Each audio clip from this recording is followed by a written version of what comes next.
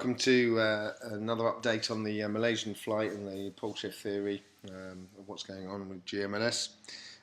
So basically I'm going to show you a video that I put out on the 24th of March about which was another little update according to this flight, and I was saying where I thought the plane was according to where the geomagnetic energy would take it. So we'll just go through that video there. As I say, posted on the 24th, and then we'll go on to the new updates. There's been a lot of sightings of debris. We can see in this map from the BBC that there is debris here down in southwestern part of the Indian Ocean, or southwest, sorry, of Australia. The last ping, as they say, came from the satellite, which is in this red arc here.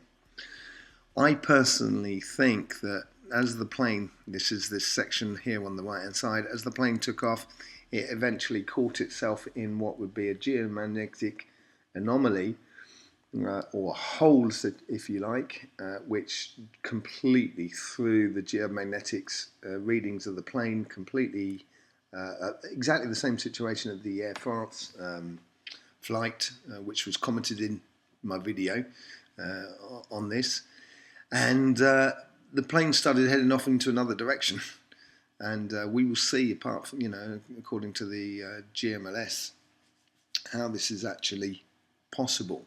But I was just to sort of say, I think personally, I think the plane is somewhere in this region here, in fact, and I think it went down pretty much just above here, and so it's just literally west square on to Australia, I think personally.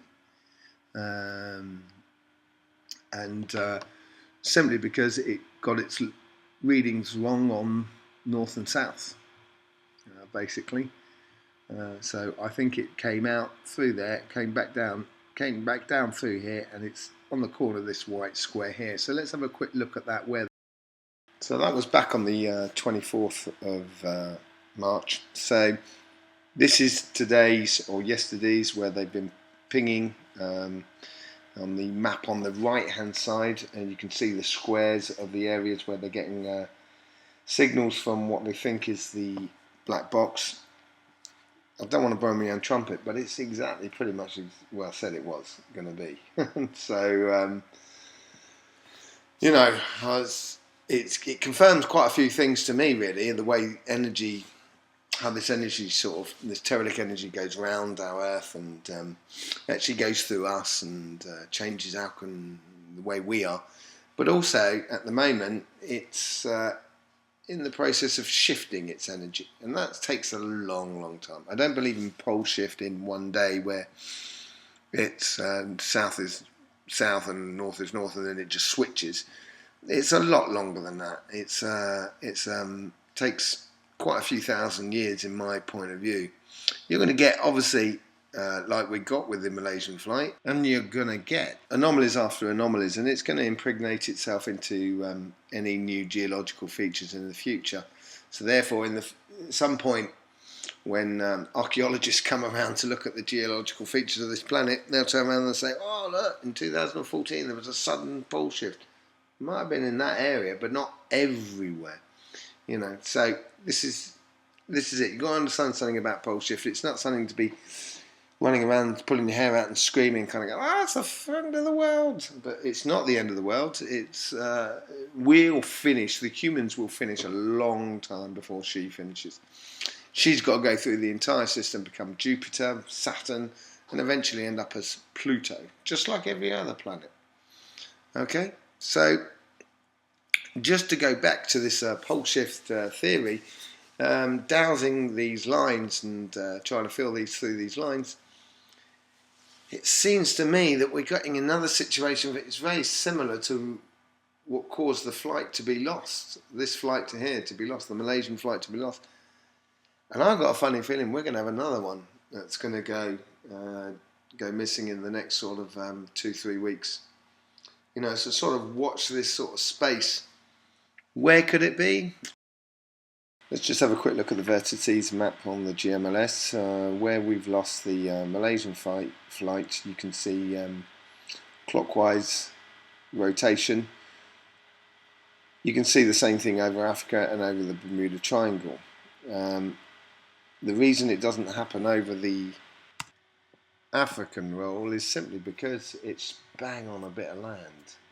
You may get a few anomalies down there and etc., but I think you're going to get more anomalies when you have chlorified water, because the electrical discharges and etc. are a lot easier to do.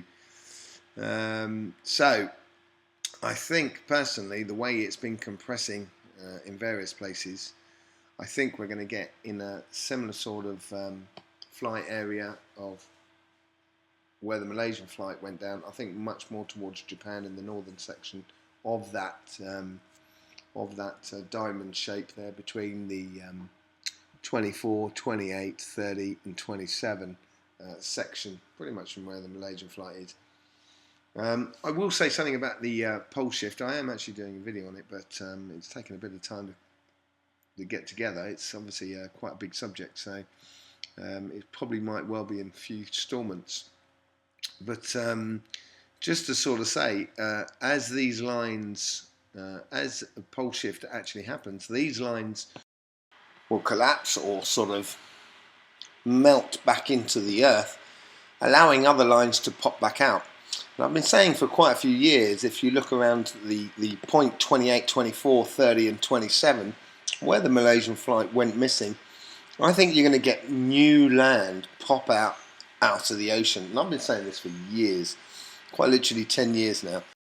And we have had new land forming, admittedly on the other side of number 24, where you had that island pop up outside Pakistan, but also up by Japan, number 28, where we've had quite a few bits of land formation coming up out of the seas. I don't think it's going to be volcanoes. I personally think part of the shelf that makes up the crust of the earth is going to literally break free, and it's just going to be pushed to the surface really, really quickly. Obviously, it's going to create a major mess on the beaches. So, you know, if I was you, just keep an eye on earthquakes and everything that's happening around that area on the mid-Atlantic, on the Pacific ridge, on the Alaskan part of the ridge, and see if any more sort of land formation starts forming.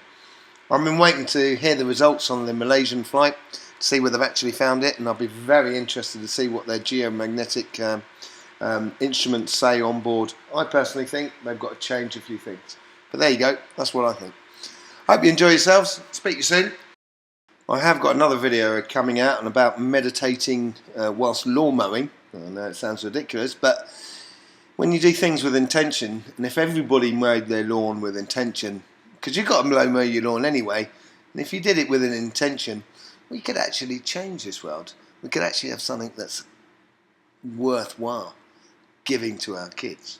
Anyway, take it easy. Speak soon. Love, Julian.